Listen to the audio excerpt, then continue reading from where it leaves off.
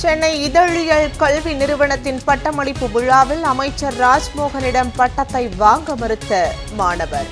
தனது பேராசிரியரிடமிருந்து பட்டத்தை வாங்கிய இதழியல் மாணவர். சமூக வலைதளங்களில் வைரலாகும் வீடியோ.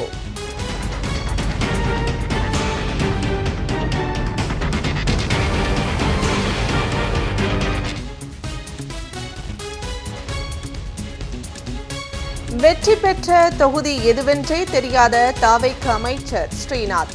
தூத்துக்குடி தொகுதியில் வெற்றி பெற்ற அமைச்சர் ஸ்ரீநாத் திருச்செந்தூர் தொகுதிக்கு உட்பட்ட கிராமங்களில் நன்றி தெரிவித்துள்ளார்.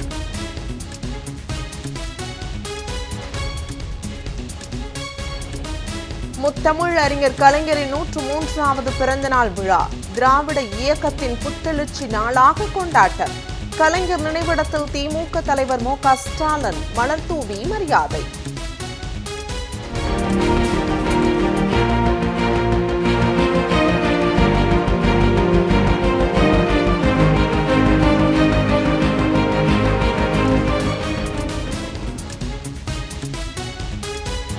மீண்டும் வெற்றி சரித்திரத்தை எழுதுவோம். உதயசூரியனின் ஒளியால் தமிழ்நாட்டை சூழ்ந்து வரும் இருளை விரட்டி அடிப்போம். திமுக தலைவர் மு.க. ஸ்டாலின் சூளுரை. சோதனை கடல்களை சோர்வின்றி நீந்தி கடந்த கலைஞரின் ஆற்றல் ஒவ்வொரு திமுக தொண்டர்களுக்கும் உள்ளதாக உறுதி. சென்னை அன்பகத்தில் 75 அடி உயர கம்பத்தில் இருவண்ண கொடியை ஏற்றினார் திமுக தலைவர் மு.க. ஸ்டாலின். தந்தை பெரியார், பேரறிஞர் அண்ணா, முத்தமிழ் அறிஞர் கலைஞர் ஆகியோரது சிலைகளையும் திறந்து வைத்து மரியாதை.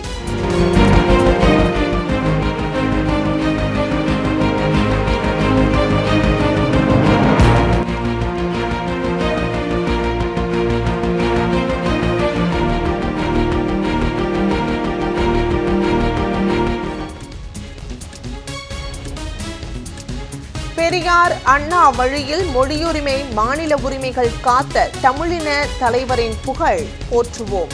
கலைஞர் வழியில் மக்கள் பணியை தொடர்வோம் என எதிர்க்கட்சித் தலைவர் உதயநிதி ஸ்டாலின் உறுதி.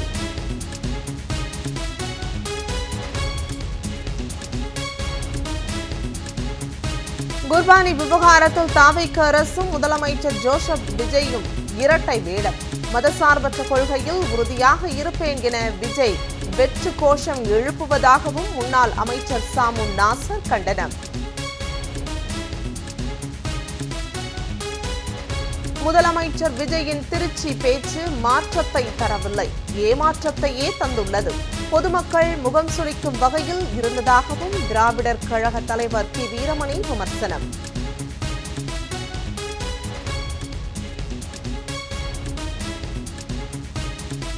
தென்காசி மாவட்டம் சிவகிரியில் பள்ளி மாணவிக்கு பாலியல் தொல்லை. ஆவடி சிறப்பு படை பிரிவில் காவலராக பணியாற்றியவர் போக்சோவில் கைது.